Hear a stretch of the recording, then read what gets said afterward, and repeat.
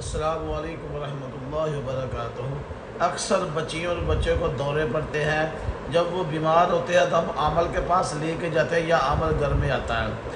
بچیاں بیچاریاں بے پردہ ہو جاتی ہیں، گھر والے تو بیچارے پریشان ہوتے ہیں اس کا علاج ہو جائے، مگر عامل اللہ معاف کرے ان کے پاس پڑھنے کے لیے کچھ بھی نہیں ہوتا، کتابی عامل ہوتے ہیں، ان کو تو کلمہ وغیرہ نہیں آتا، انہوں نے علاج کیا کرنا ہے۔ یاد رکھیے گا، اگر آپ کی بچی کو دورہ پڑا ہے، گھر میں ہے یا کہیں بھی ہے، میں آج آپ کو ایک ایسا وظیفہ بتاؤں گا، انشاءاللہ میرے اللہ نے چاہنا آپ کی بچی یا بچہ دورہ اسی وقت اٹھ جائے گی۔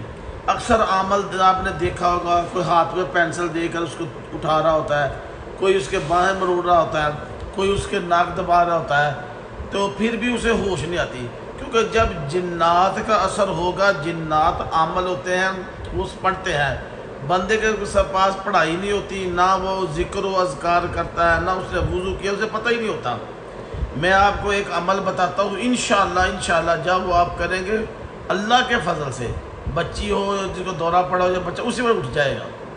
آپ نے سب سے پہلے ایک کٹوری لینی ہے پانی کی، اس کے اوپر آیت الکرسی کی آیات ہے، لا تأخذہ سنۃ ولا نوم، آپ نے 101 مرتبہ پڑھ کے دم کر کے رکھ لینا ہے۔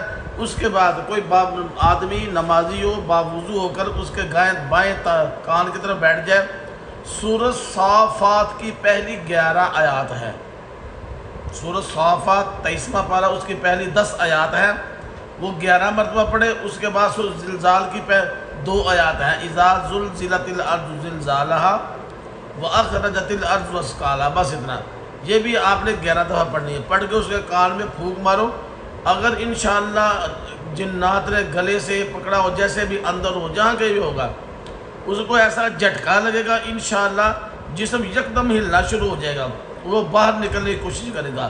جو آپ نے پانی دم کیا ہوگا، پھر اس کے بعد چھینٹے لگائے گے، انشاءاللہ جنات بھی نکل جائیں گے اور اس لڑکی کو ہوش بھی آ جائے گی۔ جزاک اللہ۔ السلام علیکم ورحمۃ اللہ وبرکاتہ۔